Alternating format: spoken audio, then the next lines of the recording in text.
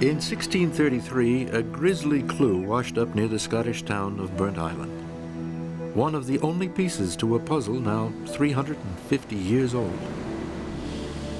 Where is the ferry boat that vanished in a summer storm on a river called the Firth of Forth?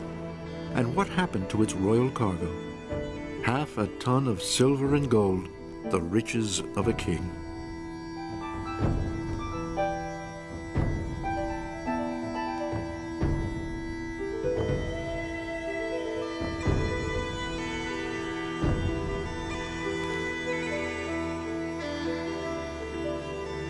In the 8th year of his reign, Charles I lost a hoard of treasure so valuable it has been likened to the contents of King Tutankhamun's tomb. It is one of the great lost treasures in history.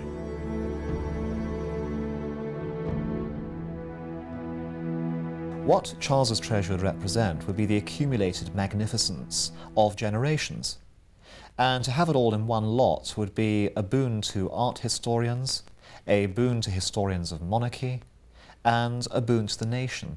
It would be a complete age on display, recovered for us in miniature. We know less about Charles I's silver than about the periods before and the periods after. It's simply gone.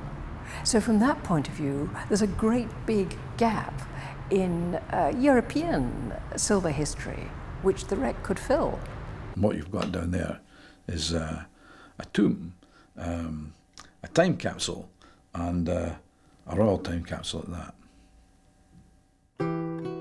Charles I ruled Britain from 1625 to 1649. His reign was riddled with tragedy, most of which he brought upon himself. Charles was arrogant and rigid, heedless of what mattered to his subjects. Some say he was the worst king that Great Britain ever had. His story begins in the independent kingdom of Scotland. Here he was born in the year 1600, the second son of the Scottish king, James VI. A small and sickly infant, Charles was not expected to live. The weak child matured slowly. His legs were frail and he spoke with a terrible stutter. Little attention was paid to the boy's problems because nobody thought he would become king. He seems to have been quite isolated in the nursery. His father was never fond of him. His mother never took much notice of him.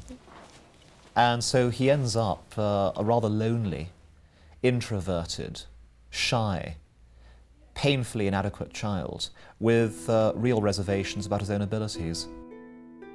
When Charles was young, Elizabeth, Queen of England and Ireland, died childless. Next in line was her Scottish cousin, James, Charles' father. Under James, Scotland, Ireland, and England were united into a single kingdom. 17th century England represents for Britain a unique experiment, and that is these three totally separate countries, Ireland, Scotland, England, different churches, different parliaments, and united only by the person of the monarch. They don't have anything else in common, they just have a person in charge. And this means it's going to be very difficult indeed to keep all three of them equally happy. King James did a reasonably good job ruling the three countries and carefully groomed his oldest son, Henry, to follow in his footsteps. But Henry died of typhoid, leaving the ill-prepared and ill-suited Charles as the royal heir. At the age of 25, the diminutive Scotsman became the second king of the new United Kingdom. The Scots, deeply distrustful of the English, insisted upon their own coronation of Charles in Scotland using the Scottish crown jewels. The English suggested that if there was a second coronation needed, it should be in London, and that the Scots should send down the Scottish crown jewels, which were of course a separate identity to the English crown jewels, and the Scottish crown, and that he should be crowned in London with the Scottish regalia. But the Scots were too canny for that, and they obviously decided that if they sent the royal jewels down there, they would never see them again. So they said, no, send up the king and we'll have him coronated here. Historian Bob Bryden became intrigued by this second coronation and began to research it. He soon discovered that something had gone drastically wrong. The evidence came from a 17th century account of a journey the king made across the Firth of Forth. But as he is on the water, in his own sight, there perished one boat following after him, having within her about 35 persons, English and Scottish, his own domestic servants, and 2 of these only escaped with their lives. His Majesty's silver plate and household stuffs perished with the rest. Bryden dug deeper and discovered the name of the lost ship, the Blessing of Burnt Island, a ferry that regularly carried people and goods across the 7 miles of water between Burnt Island and Leith. Bits and pieces come to light, and it began to dawn on me that one of the things that had not come to light was any recovery attempt on this particular ship. That was promising, but was there any further proof of the Blessing's precious cargo? There was, among the Jewel House papers, the official records of the British monarchy's state riches. Because silver and gold are valuable and have always been valuable, and because servants have always had the opportunity, one might say, to remove improperly, there's always been a paper trail where silver's concerned. Because of this paper trail, we can say what was reordered by the Jewel House for the royal table the year after the wreck, because we have the complete list and the weight of everything, the weight of every saucer, the weight of every bowl, every dish, every platter, and every plate. It's all there. 15,000 ounces of silver was requisitioned to replace the state banquet service lost in Scotland. That's nearly half a ton of precious metal, all of it in the form of priceless museum-quality artifacts. That was enough evidence to compel a group of Scots to join forces in 1991 to locate the royal treasure of Charles I and bring it up. After 2 summers of searching, they decided to bring in an experienced recovery team. The Scots asked Barry Clifford and the American company Global Explorers Group to join the quest. They did in the summer of 1993. Clifford is a career treasure hunter, most well known for finding the Widder, the only pirate shipwreck ever to have yielded treasure. Although none of its hoard has ever been sold, its estimated worth is well into the millions.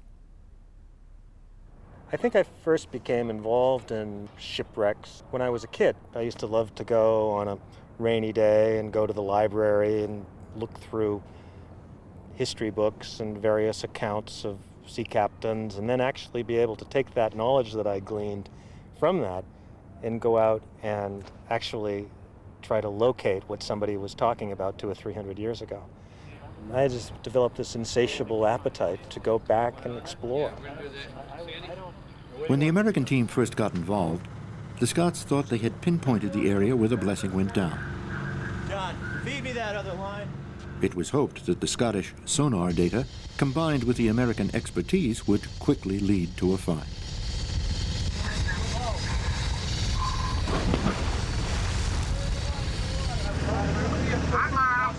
Roger that, on bottom. Let me know when you're ready to shoot a pneumo. Got your pulsing. All right, see you this time.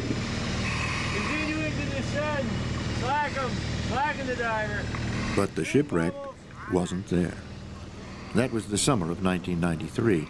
Now the team was back to square one. They would have to do far more than recover the treasure. They would have to find it first. The next question is, what's the... They gathered all existing sonar pictures of the river bottom, commissioned 2 new surveys, and began again to look for interesting shapes or anomalies. Those 2 areas on the side scan. The search would resume in the summer of 1994. But in terms of the magnetics, we're looking at an area here on the side scan and here But in February of '94, a bit of serendipity comes their way. At a press conference, the Scottish and American partners announced that a Royal Navy vessel, a mine hunter, will help in the search. As you all know, we conducted operations this summer in an attempt to locate the vessel in question here. So hopefully this week, with the help of the mine hunter and some of the sophisticated equipment that they have on board, we'll have a chance to look into some of these anomalies that we located in the summer months. And of course, with a little bit of luck. I'm happy to answer any questions you might have. Okay. The timing of this collaboration couldn't be better. On board the mine hunter, a Swedish company is demonstrating a prototype ROV, a remotely operated vehicle. Vehicle's in the water. This robot mini-sub will join in the search for treasure. The Clifford team has chosen its two most promising targets to be investigated. Essentially, this ship is involved in the same type of thing that we do, which is to look for anomalies. They look for mines, we look for shipwrecks. But essentially, we do the same thing. These people think the same way that we do. We're in the hide-and-seek business. 15 meters, 251. 270. The commander of the HMS Cottesmore is himself a member of the British royal family. Like Charles I before him, Prince Andrew bears the title Duke of York. Yep. 273. Andrew and the Cottesmore crew gather with Barry and the Swedish technicians to watch the video and sonar imagery the ROV sends back to the ship. You can see why the diver couldn't find it. Right in front of you now. Now There. you know what There. how it was. There it was. There. To the left. There it is. Once the first target turns out to be a modern anchor, the ROV is directed to the second target. That's at 1656. Yeah. Which was quite late on. Yes, that's the second. That's the second one. The first one. Yeah. We think that this was possibly associated with the first one. There it is. Go down. I think we have a wreck. And it's in a very good location as well. So with a little luck, keep our fingers crossed. Royal Navy divers are sent to investigate.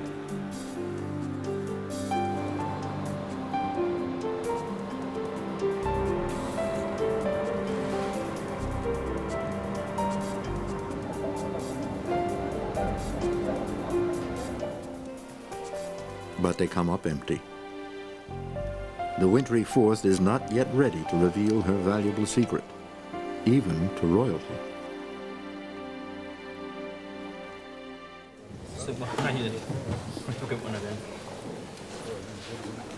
In May of 1633, the royal banquet service of King Charles I was readied for the journey to Scotland. Responsible for the hundreds of pieces of state silver and silver gilt was the king's cook, or yeoman of the buttery, Sir John Ferry.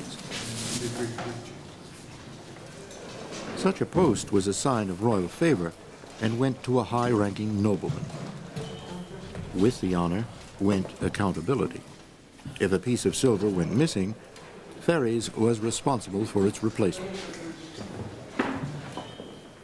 If the wreck can be found and the silver brought up, for one thing, it may be in wonderful condition because it's been down in the anaerobic silt and there hasn't been anything disturbing it, we hope, for 300 more years. But also, it'll represent the only opportunity for us to open a window into the court of a very great aesthete, connoisseur and collector. Charles I may have been a bad ruler, but he did have an eye for treasure. He amassed one of the finest collections of art in Europe. Now, if Charles could only have been a slightly lunatic country gentleman with some ample funds, stocking up his stately home with pictures, we'd love him to this very day as one of our greatest benefactors. Charles also commissioned works in gold and silver that reflected his sophisticated tastes. There is no record of the personal treasures that accompanied the king to Scotland, but there would have been many. The conspicuous use of precious metals was a sign of social standing, and at the top of the social heap sat the king. In every aspect of the king's life, gold and silver would glitter. On his table, of course, he would be served in gold, while those around him would be served in silver gilt. He would drink from gold. His washing equipment would be silver. Gold lace on his pillow, a silver chamber pot. It was the way that the nobility defined themselves. Charles I was enjoying life in London. He was not enthusiastic about the Scottish coronation. Years passed before a date was finally set. July 10th, 1633. 5 years before the event, Scotland began to spruce itself up. Though much poorer than the English, the Scots would not disappoint their native son. They almost refaced Scotland, actually, to tell you the truth. Well, this comes out when you read the records of the period, which in themselves may be scanty regarding events in Scotland, but they're not scanty when it comes to actually regarding repair work, which costs money. I have dozens and dozens of accounts for fixing roads, widening roads, repairing bridges. All thatch must be taken off and slated. So he couldn't see thatched roofs, because he didn't want to see Scotland as a poor country. The Scots were hoping that their efforts would cause Charles to soften his oppressive policies concerning land ownership, taxes, and religion. They planned to appeal to his Scottishness. He wanted only to forget it.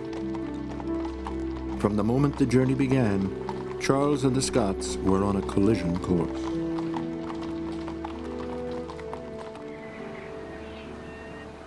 It is the summer of 1994. The treasure hunt is back on. The search area is a 2 square mile rectangle about half a mile offshore. This area has been deduced from environmental and historical clues, such as local currents and winds, where the dead bodies washed up, reports that the sinking could be seen from land. The Scottish and American team will work from a dive boat called Calypso. This thing's got a long feature on top of a hard surface, so if you get down on... Conditions on the Firth of Forth are a diver's nightmare. Tidal currents run so swiftly that diving can only occur when the tide is slack, a mere half hour on either side of the high and low tides. The water is cold and visibility poor. It's very black. The problem is that there's been a lot of fishing done here in the Firth, and there's been herring nets caught on various obstacles that come up off the bottom. You have no sense of whether you're swimming into these nets or not. You could be an arm's length away from the Empire State Building, not have any idea that it was there at all. You could also swim into the front door of the Empire State Building. You might even go up a set of stairs without having any idea that you've gone into it. And then all of a sudden you realize that you're in something that you shouldn't be. It's that dark. Okay. Because of the dangers, a number of safety measures are strictly followed. A buoy attached to a piece of iron called a clump weight is dropped on each target, creating a downline. The diver uses this as a path to the bottom. When we get to the bottom where the clump weight is on our downline, we clip this into the bottom and then we reel it out and hold on to this end, and then we swim around the clump weight in a circle so that we cover the area. Most dives are to a depth of 90 to 130 feet. Divers can spend no more than 20 minutes on the bottom. More time at these depths might cause decompression sickness. There's hardly any light down there at all. It's pretty much pitch black, and once you get down about 50 or 60 feet, you lose all of your sunlight, and it gets pretty scary. And you know you're about 50 or 60 feet on your way back up because you start seeing daylight again. That's a good feeling. It's not such a good feeling when you brush up against a lion's mane jellyfish. This grotesque creature has tentacles up to 6 feet long. Its sting is painful and causes swelling, fever, and muscle spasms. The Charles I divers have been stung over and over as they search for the shipwreck.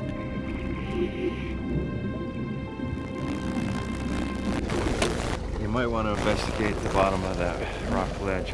On a good day, the team can dive on 4 different targets. More often, it's 2.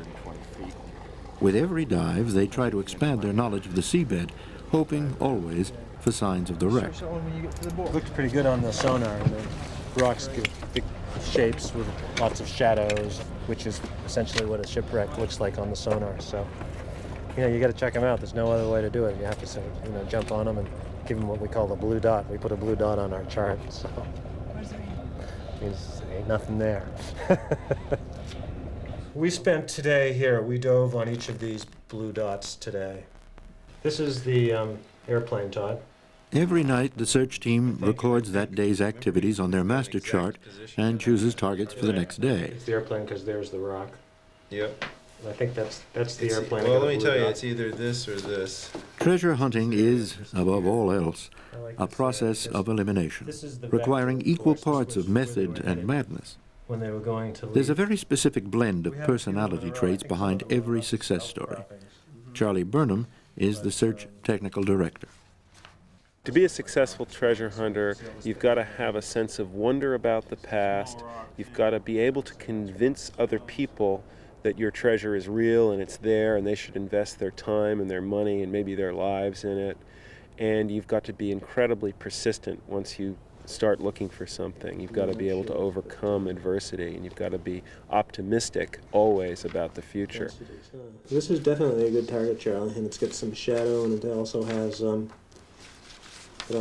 scour marks. It should be prioritized. The treasure hunters are using a variety of 20th century tools as a bridge back to the 17th century. One of these is the wreck finder. Because the search area is 2 square miles of featureless water and visibility below is so poor, knowing where you are at all times is critical. So Charlie invented the wreck finder, a satellite positioning device attached to a laptop computer which displays where the searchers are in relation to a target. A treasure hunt or an archaeological investigation is an investigation into the past. The interesting part about it to me is that it's always an investigation into the future as well, because we're always looking for the latest way or a new way to detect the past. So we're using the cutting edge of the machine age to go backward in time. In that sense, it's sort of time travel. I've got 45 of these targets to do. Another important search tool is the magnetometer, a highly sensitive underwater metal detector. It's 172133 on that mark. The sensor, or magfish, sends signals topside to a printout device in Calypso's wheelhouse. Big target on the side, Lars. Here, we've got about 10 meters to go onto the target. Looks good. Let's go to the mag. There's a hit. A magnetic hit that appears to jibe with a sonar anomaly leads the team to a very promising target in early September 1994. All right, Murphy, my man! Shipwreck, Barry. Tell me all about it, my man. Now what? Well, it's a shipwreck. Yeah? It's kind of broken up. How old? I can't tell. Back up, Wes. I would see stuff that looked like it was more modern, like the interior rigging. Barry decides to go down himself and investigate. I think it's the wreck.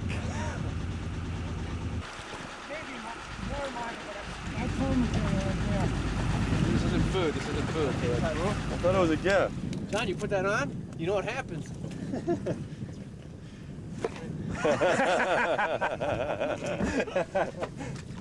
Well, it's old. It's really old.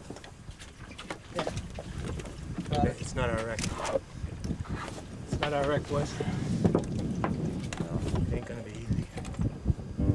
The wreck turns out to be a steamship from the 19th century. It is added to a growing list of interesting disappointments.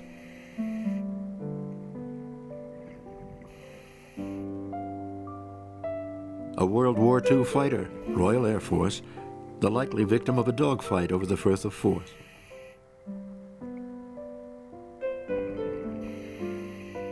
Lost anchors by the score.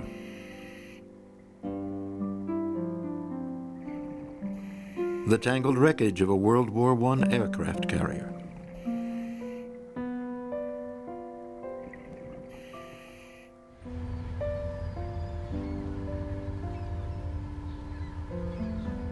After over 100 dives and no treasure, the '94 season is drawing to a close. 2 summers' hard work with no payoff would cause most people to give up. But not these people. If my own son came to me and said, "Dad, I want to be just like you," I'd say, "You're crazy. Don't ever dream of doing this." But if he came to me and said, "Dad, I have to do this. Something inside me, I really feel like I have to go out and look for lost treasure," then I would help him. It's like trying to teach a Labrador retriever not to chase sticks. You know that you're just bred to chase sticks. Don't try to talk the dog out of it.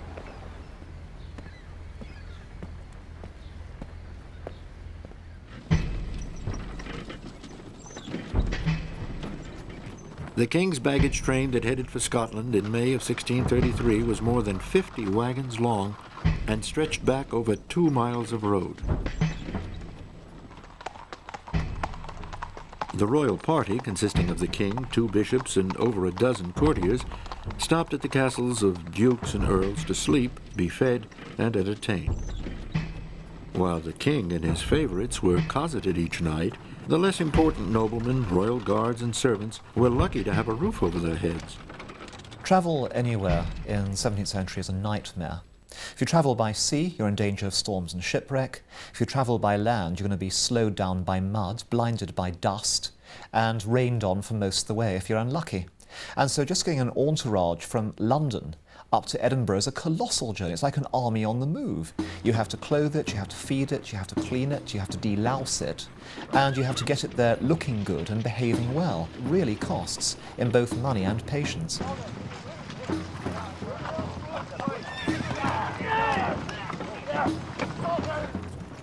Charles had been king for almost 8 years.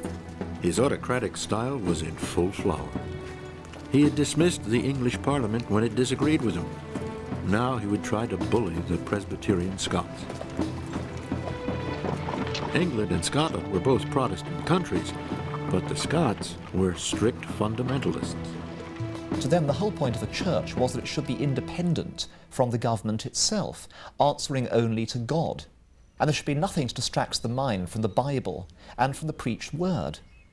Whereas at least other Protestants celebrated Christmas, the Scots have even abolished that. Charles thought this austere form of worship was sacrilege. He preferred the pomp and ceremony of high church ritual. The Scots feared Roman Catholicism. The king was married to a Roman Catholic. Even worse, Charles believed in the divine right of kings, that his will was God's bidding. He really truly believed he was an icon, a divine icon. He believed that he was gifted by God to Great Britain to rule her correctly, and anything he said or did must be utterly correct.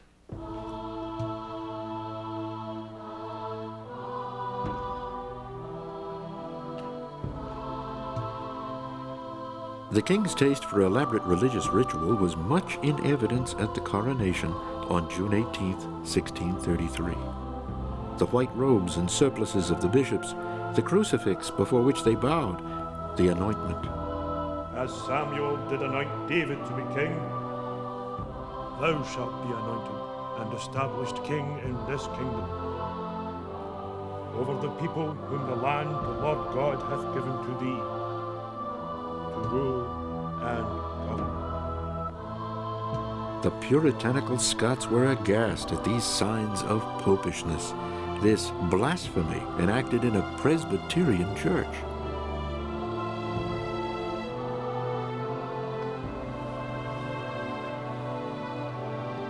God crown thee, Charles, the crown of glory and righteousness, with the right of God whose kingdom endureth forever. Amen.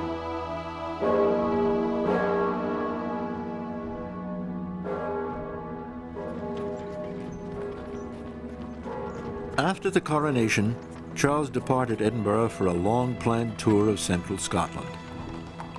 Tensions were high between king and subjects. Once on the road, the king kept changing his itinerary. The huge trouble to which the Scots had gone to welcome their monarch did not appear to be earning them any dividends, or even goodwill. Scotland's, after all, a really poor country, and they paid out an enormous sum of money to welcome their king coming back home to his birthplace, his ancestral kingdom, and show that they could treat him as proud as the English. And he treated them less proud than the English. He appeared arrogant, haughty, and above all, not in the least Scottish.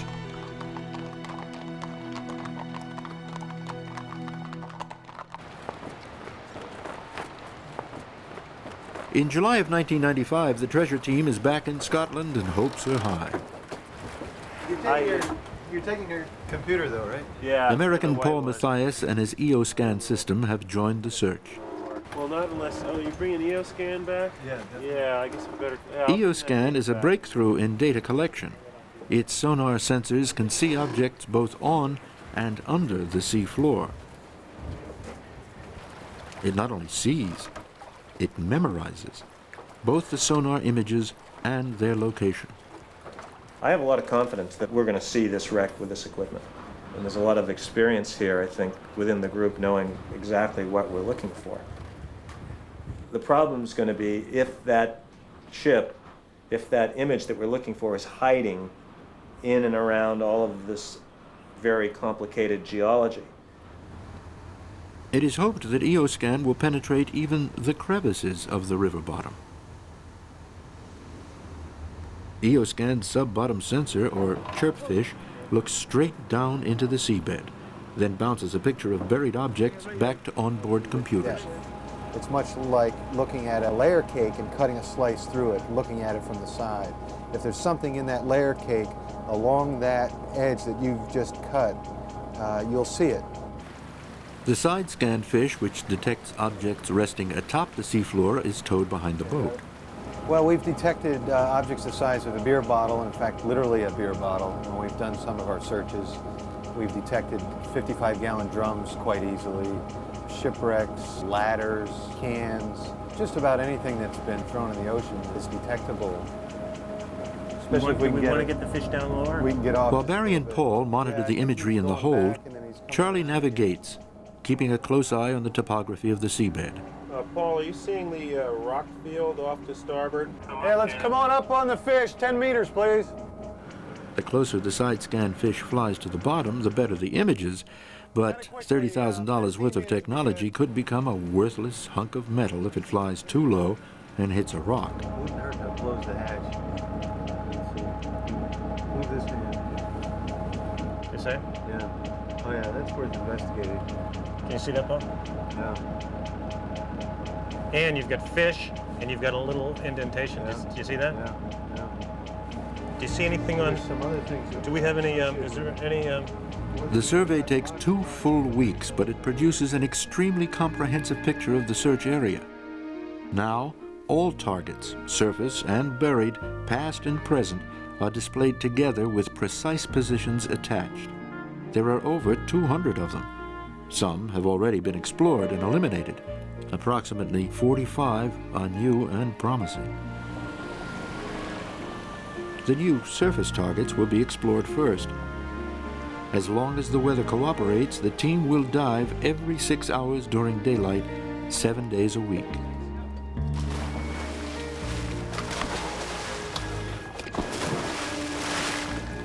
When divers can't be in the water, they will continue to study the bottom, verifying data, gathering new details. Every day that we go out there, we really believe that we've got the wreck. Every target that we investigate, you have to say to yourself, this is it. But you have to do that. Really go after the wreck with enthusiasm. And then, you go home and you're depressed, and next day you come up with another target and ready to go again. You really have to be optimistic. Like, every day has to be the day. Stick to our original plan. Because ships have used the commercial port of Burnt Island for centuries, the adjacent seabed is littered with junk. The most common false hits are caused by lost anchors. It is tempting to ignore them.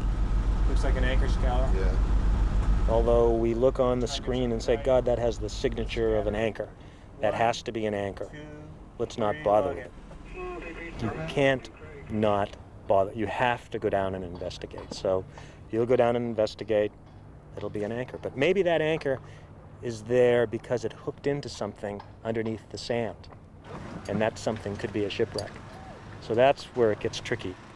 The worst thing that you can do is to dive on something and to not thoroughly investigate it and exit out of your mind and then go on to the next one when maybe that was it.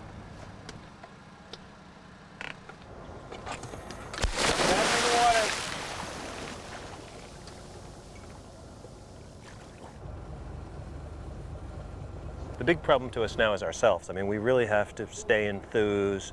You know, we have to start looking in the nooks and crannies. And that's very complicated. I mean, you know, days and days of surveying and diving and, you know, we know it's out here somewhere, but it's not just popping out at us. Yeah.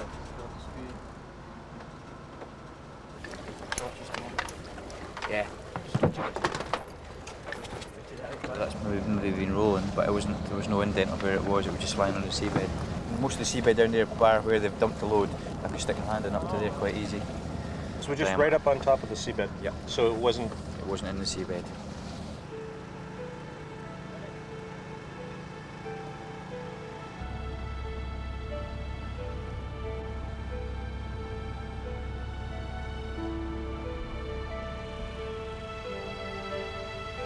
Play up 5 meters, please.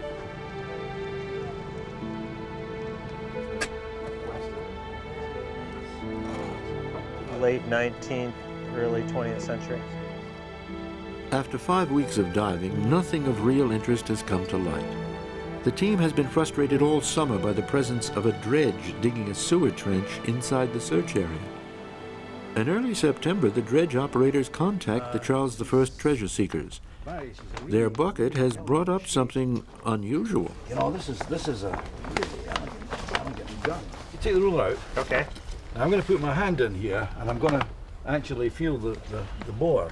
Okay. And see if I can get what finger's breadth this is, or length, that finger length there. So you want to get that to there. Converts to about 3.5 rusted inches away. wide. It's about 3.5 inches. Right. But what is really interesting about this gun is the fact that she doesn't look 19th century. She looks earlier. She looks 18th century, maybe even earlier. It's hard to say. Somewhere there'll be armourer's marks on here. Hopefully you'll recover them. She's interesting cannon bag. An interesting cannon indeed. And I think you've got something there that's quite astonishing, because there's nothing like that come up off the bottom here before.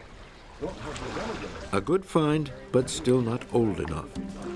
Nothing the team has found in 3 summers' work is older than late 18th century, some 150 years after the Charles I wreck.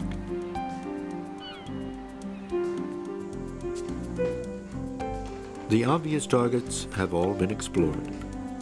Funds are running short and diving conditions are deteriorating as the autumn approaches. A decision is made to move the expedition into a new phase. For the first time in the 5-year history of the search, the treasure hunters will pierce the bottom of the Firth of Forth. They will dig.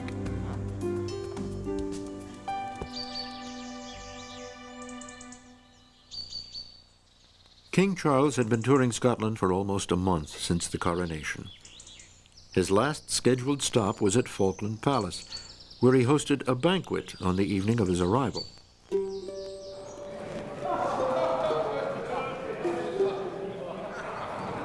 It was July the 9th. The royal party was to stay for 3 nights, but Charles was weary of Scotland, weary of the road. His wife was pregnant, and he longed to return to her side, to the order and refinement of English court life.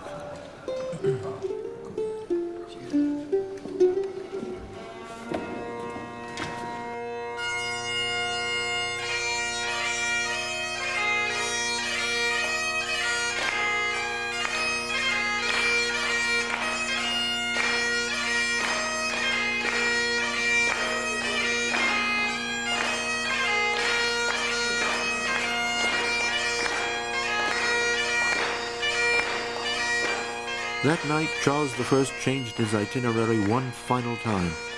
He would leave Falkland Palace in the morning. It was to be a costly whim.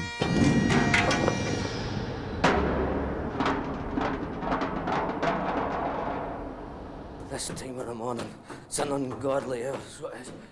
Sir John, you'd better get up! Then you go out. This early in the morning, it's 3 o'clock in the morning. Then you can wait. There, over there. Look, that's silver, that's gold. Keep them separate. What do you want this done? Put it over there. I haven't the time to argue with you. Get it out. It's silver. Put it in the case over there. Where? Through there. Quickly. Hurry now. Over there.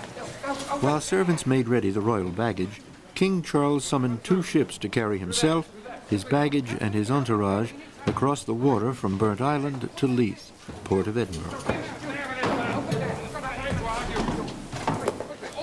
It's a picture of almost total chaos in a strange way. He orders everything to move back to Stirling and cross the Stirling Bridge and get to Edinburgh that way.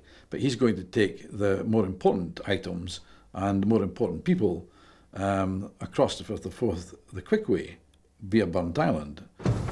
And all this in the rain.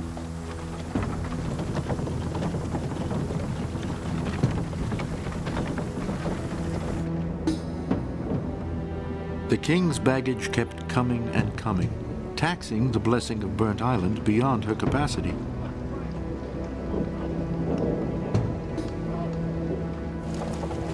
Sir John Ferry's yeoman of the buttery was charged with seeing that everything got on board, whether the ferry was becoming dangerously overloaded or not. The Blessing's owner must have seen clearly the potential for disaster, but was powerless against the will of the king.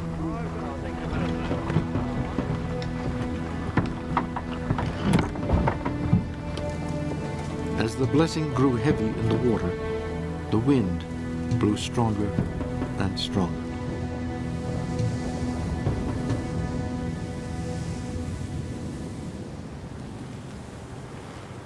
The team has put their remaining resources into exploring the sub-bottom.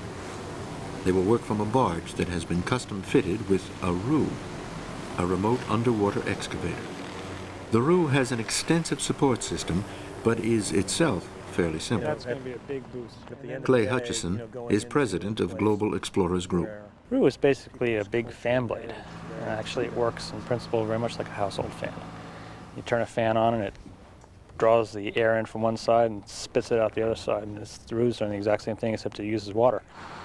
You pump water down to it to move the fan blade, and that draws in the seawater, which sends it out in a column down towards the seabed. The water column digs a hole in the seabed. This is the first time a ROO has been used to look for a shipwreck. Because the ROO is expensive to operate, only a few sub-bottom targets can be investigated. Choosing them takes on a certain urgency. You know, obviously the Von Rocks is still out there working. The search team members are exhausted. They have been in Scotland for almost 2 months straight, with no more than a couple of days off. How many that jumped out at you out of the paper when you were originally going through it that you really felt were good targets? Probably 8 or so. We have to make sure that where we're digging, that there's something to dig into. You know, there's areas here that are solid rock. That's not rock. I don't think so. It sort of has some, couldn't that be rock if there was? I don't think so. There's some structure here that's really unique compared to what we see around. These areas are all deep enough to hide a wreck. It's right in the vector.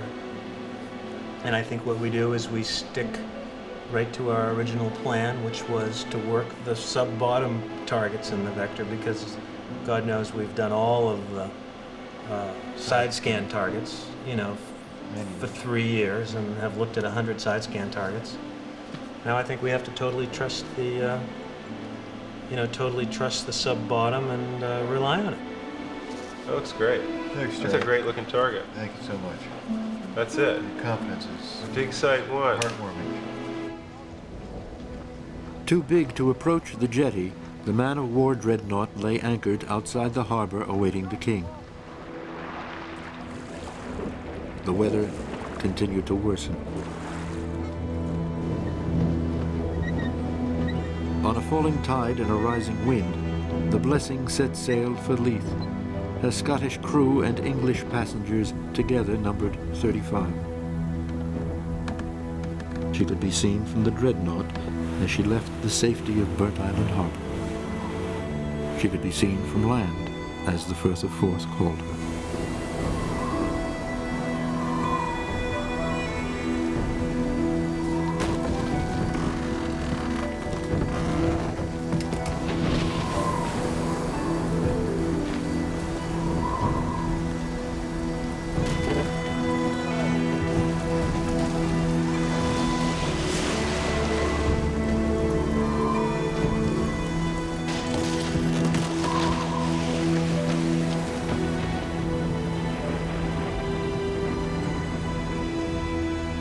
Of the 33 drowned, only 2 bodies washed ashore. One of them was Sir John Ferry's. The rest were never seen again, nor was the treasure.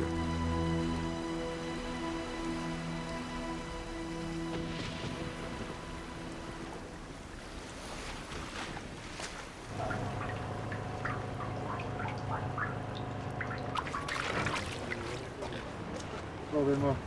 So like straighten.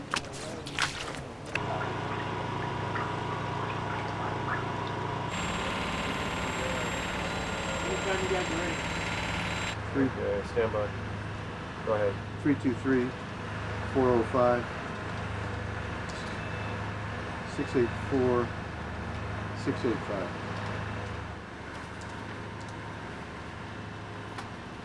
What the hell is that? What is that? Stop him right there. He has to move it around a bit, Rocky. No, we haven't. It's going to come down a little bit, Rocky. Can you go back, Rocky? And we have to drop it down like a half a meter. Right there, right there. It is late on the 4th day of the 5 allotted for digging. In the morning, divers will go down one last time.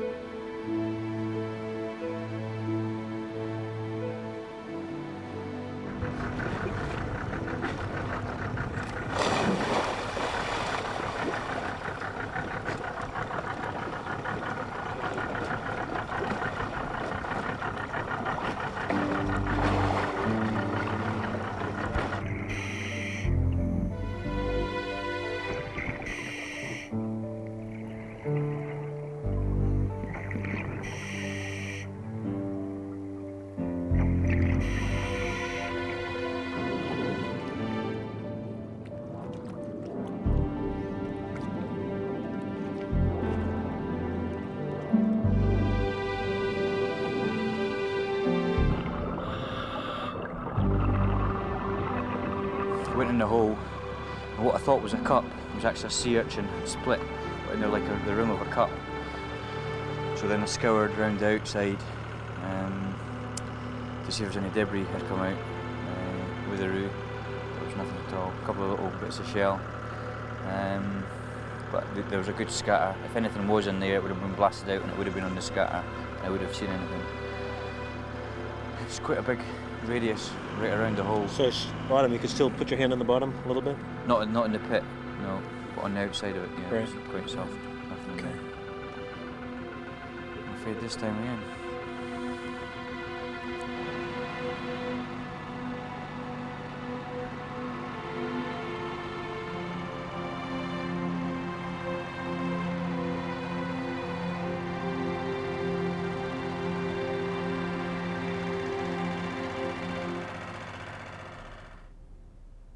For Charles I, the sinking presented a thorny problem. The king's Scottish subjects took it that this boat's sinking was an act of God in punishment to the king for holding Episcopalian services in Presbyterian churches. The king was forced to counter the claim of the Scottish clergy that God had intervened and punished him by suggesting to the whole of Britain that the sinking and the tragedy and the loss of life was the work of witches. 16 witches were rounded up in the English county of Lancashire. They were charged with doing the devil's work. And then the whole incident was hushed up, an embarrassment to be put to rest as quickly as possible. The lost treasure was soon forgotten, but Charles' behavior to his countrymen still rankled. After 1633, when they actually got a close look at him, they realised they had a king who was going to have to be corrected somehow by force if necessary. After 1633, the rebellion of the Scots, which occurred and swept away Charles's 3 kingdoms in the end, was only a matter of time, unless Charles reformed himself completely, and that's the last thing he was going to do. 6 years after the coronation journey, Charles tried to raise an army against his countrymen. He reconvened Parliament, which refused to help him, then itself declared war on the king.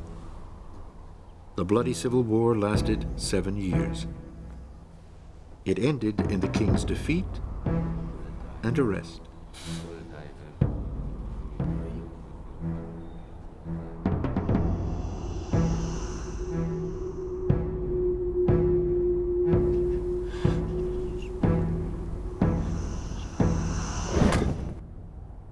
Charles I was the only British monarch ever to be put to death by his own people.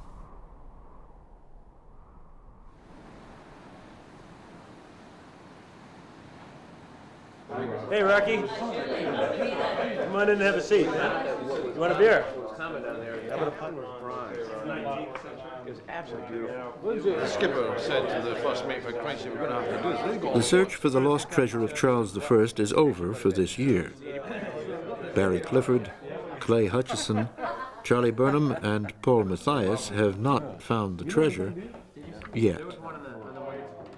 They know in their hearts it is there, waiting, hidden. How about a toast, you guys? Look, it's been a long summer. I just wanted to thank everybody, and I think we had, it was a very successful season. You don't find these things overnight, and I think, like Paul said earlier today, we, somewhere on our records, the blessing of Burnt Island is hiding, and it's just a matter of time, until we find it. So, absolutely. Thank you very much. Happy holidays. Good season. Cheers. Cheers. Cheers. All the best. Oh, they'll find it. They'll find it all right. I mean, they'll find it. There's no question about that. I mean, that boat's there, and they'll find it. How, when, is another matter.